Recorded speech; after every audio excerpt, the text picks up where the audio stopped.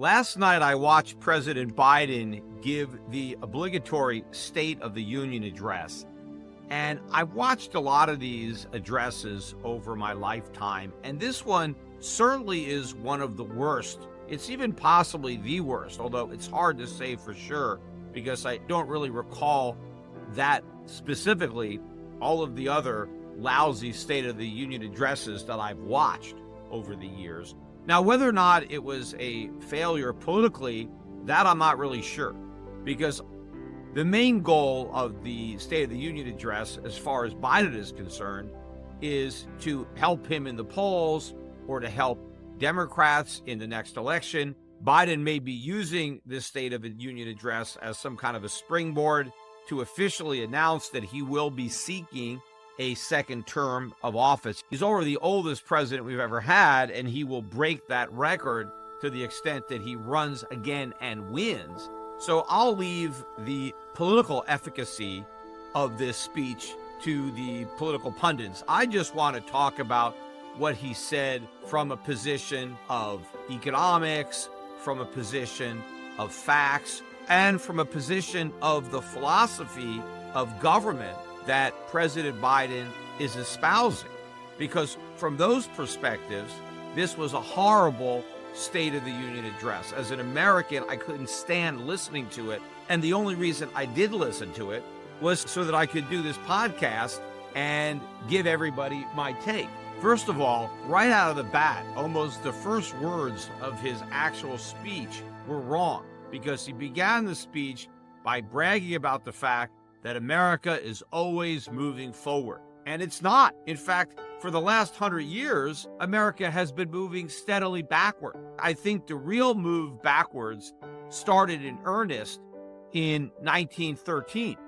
That was the year that we passed both the Federal Reserve Act and ratified the 13th Amendment, which gave us the income tax. Now, we started taking some steps backward prior to 1913, but that, I think, was the real turning point for the nation. And we've been going backwards ever since. If you think about where we were back then and where we are now, and you want to decide whether we've made progress and gone forward or have gone backwards, we are substantially less free as a people today than we were over 100 years ago. I think freedom, individual liberty, is how you want to measure a society. If a society is more free, then it's gone forward. And if it's less free, then it's gone backwards. And we have gone backwards to an incredible degree. There are all sorts of laws that are on the books today that did not exist 100 years ago. And all of those laws make us less free. You have the government either forcing us to do something that we may not want to do, or prohibiting us from doing something that we may want to do. That's what laws do. Laws limit your freedom. And there's all sorts of laws that are on the books now that if the Constitution was actually enforced, wouldn't be on the books. They would have been struck down by the Supreme Court. But the Supreme Court doesn't enforce the Constitution anymore. It lets the government get away with whatever it wants. And so we don't have anywhere near the freedom that our ancestors once had.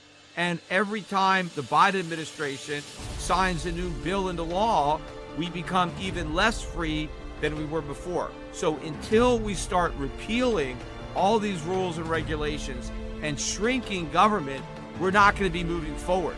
We're going to be continuing our journey backward. Then Biden went on to repeat his signature line about building an economy from the bottom up and the middle out. Now, I guess that sounds good because he wants to contrast that to trickle down, where the Republicans supposedly want to build the economy from the top down. But the point I want to make is no president is there to build an economy. The economy builds itself.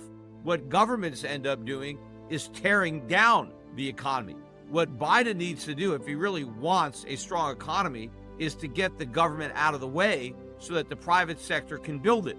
All of the rules and the regulations that Biden wants to pass are not going to help build the economy.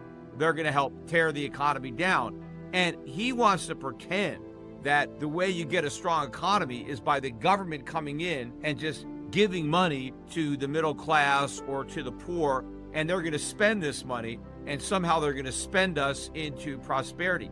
That's not the way it works.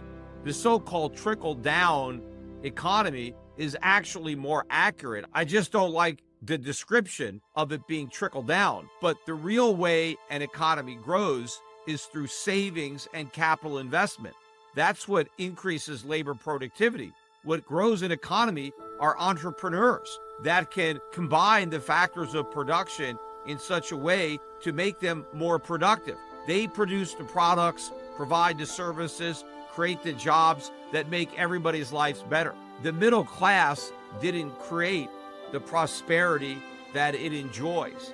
The prosperity that the middle class enjoyed once, and they still enjoy some remnants of it today, was created by capitalism. It was created by the entrepreneurs, by the inventors, by the businessmen. It wasn't invented by the laborers.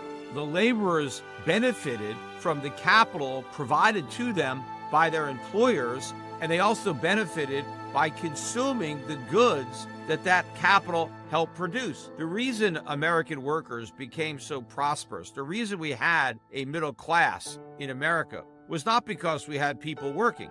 There were people working all around the world. They didn't enjoy anywhere near the standard of living of the people who were working in America. And the reason American workers were so much wealthier than workers everywhere else was because of the capitalist system that they were able to benefit from. But it wasn't just their own labor that was the driving force. It was the entrepreneurs who hired them, who created the jobs, who took the risks, who made the investments, who conceived the inventions. All of this happened because of capitalism, and the prosperity that resulted did in fact flow from the top down. It didn't flow from the bottom up or the middle out. The only thing that you're going to achieve by trying to hand money to the middle class and the poor so that they can spend it is inflation. Of course, Biden spent a lot of time bragging about his so-called accomplishments. One of them was the lowest unemployment rate, I don't know, in 50 years or whatever it was. But the main reason the unemployment rate is so low compared to what it had been 50 years ago is because we don't measure unemployment properly today the way we did back then. There are a lot of people who are in fact unemployed who are not counted. And so it's only because we changed the methodology for keeping track that the number is so low. The other thing that Biden bragged about was the creation of jobs and how many new jobs have been created since he's been president. In particular, he focused on manufacturing jobs. And he said that we've had the fastest growth in manufacturing jobs in 40 years or something like that. But again, all of this is disingenuous at best, because all these manufacturing jobs that Biden wants to claim credit for having created existed before he became president.